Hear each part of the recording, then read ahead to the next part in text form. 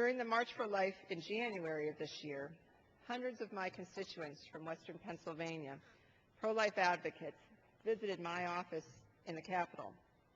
I spoke to a large group of Pennsylvanians who had traveled all day and all night. They'd marched in the cold to demonstrate their commitment to the unborn. And I was so impressed by their dedication. And overwhelmingly, it was women and young women who came to my office to show solidarity in our cause. When I go home to Western Pennsylvania, where my district is overwhelmingly pro-life in their beliefs, I talk to mothers and daughters and women of all ages who thank me for supporting life and encouraging me to stay strong in this fight.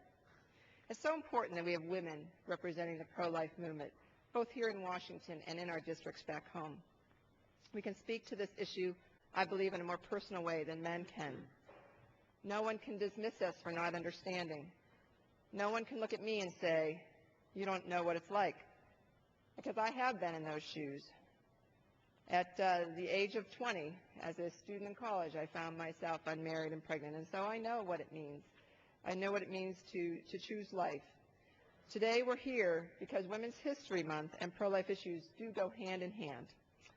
The suffragettes who worked so hard to secure our voting rights as women, they believed in the right to life.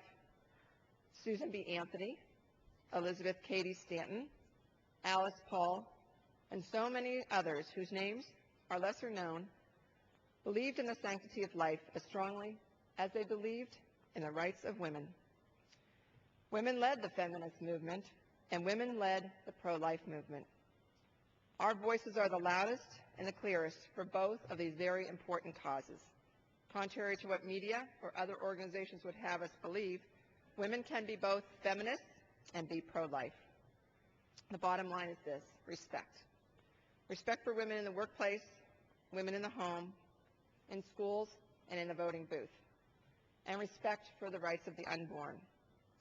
The principles that motivate both the feminist and the pro-life movements are one and the same.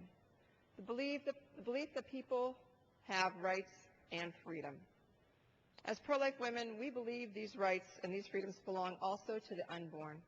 We believe that they are the right to be born and the right to live. This is not only consistent with the legacy of the early advocates of women's rights, but it reinforces their belief in the rights of all Americans. So I'm happy to stand here today with my other colleagues in Congress, pro-life members who are speaking in their support of women and speaking in support of pro-life issues. And I'll now yield to my colleague from Ohio.